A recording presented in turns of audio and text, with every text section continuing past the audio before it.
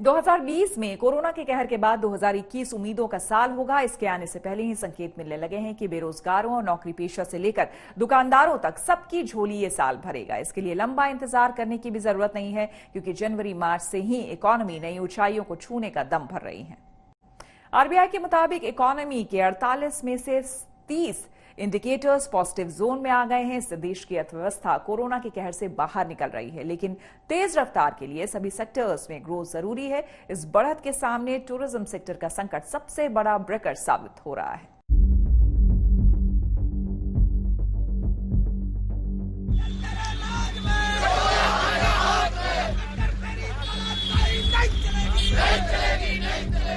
Corona काल ने देश में टूरिज्म सेक्टर की हालत पतली कर दी है। सभी सेक्टर्स के वापस पटरी पर लौटने के बावजूद ट्रैवल टूरिज्म सेक्टर की हालत अभी भी पतली है।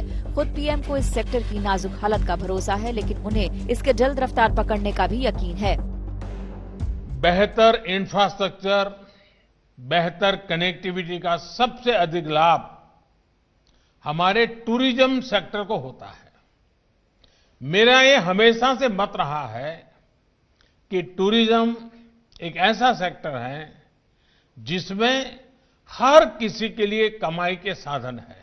मुझे उम्मीद है जैसे जैसे कोरोना की स्थिति सुधरती जा रही है, वैसे ही बहुत जल्द ही टूरिज्म सेक्टर की रौनक भी फिर से लौट आएगी।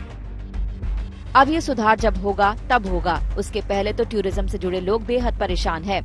दुनिया भर के टूरिज्म सेक्टर को कोरोना से 22 अरब डॉलर का नुकसान होने की आशंका है।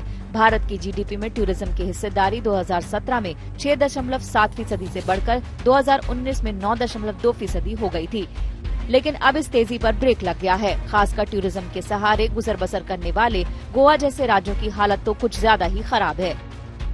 गोवा का 40% जो इकोनॉमी है वो टूरिज्म रिलेटेड है, और आप पॉपुलेशन के वाइज से देखें तो लगभग 6 लाख लोग गोवा के टूरिज्म सेक्टर पे डिपेंड रहते हैं गोवा में। तो रफली अराउंड 6 लाख लोग टूरिज्म सेक्टर पे डिपेंड है, और 1,40,000 लोग टूरिज्म सेक्टर में डायरेक्टली इनडायरेक्टली एम्प्लॉयड है। पेंडेमिक वजह से उनको बहुत तकलीफ है गोवा में, सब सेक्टर्स में। अभी भी होटल्स जो भी चालू हुए हैं, सब बड़े होटल चालू हुए हैं, लेकिन छोटे होटल अब तक चालू नहीं हुए। उनको भी लेबर इश्यूज है, और फॉरेन टूरिस्ट भी चार्टर्ड ऑपरेशन चालू नहीं हुए गोवा में। डोमेस्टिक टूरिस्ट आ रहे हैं, लेकिन वो बहुत कमती आ रहे हैं। लेकिन गोवा की अकेली दिक्कत केवल टूरिज्म की नहीं है। इस राज्य की आमदनी के 2 ही मुख्य जरिए हैं, एक टूरिज्म, दूसरा माइनिंग। अब कोरोना के नए साल पर भी टूरिज्म सेक्टर टेंशन में रहेगा। गोवा के पर्यटन उद्योग को कोरोना से 1,000 करोड़ रुपए के नुकसान की आशंका है। गोवा ने पिछले साल टूरिज्म के जरिए 15,000 करोड़ का रेवेन्यू कमाया था, जो अभी तक 70% कम है। राज्य का कर्ज 20,000 करोड़ के ऑल टाइम हाई पर पहुंच गया है।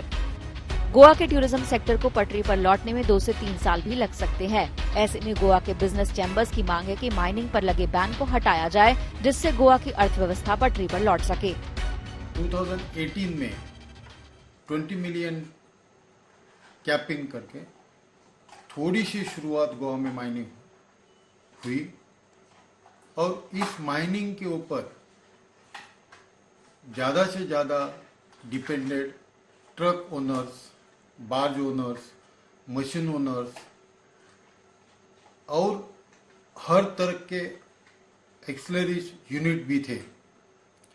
आज हमें ये मांग है गोवा राज्य सरकार से, ये माइनिंग गोवा में जल्द से जल्द शुरू हो जाए।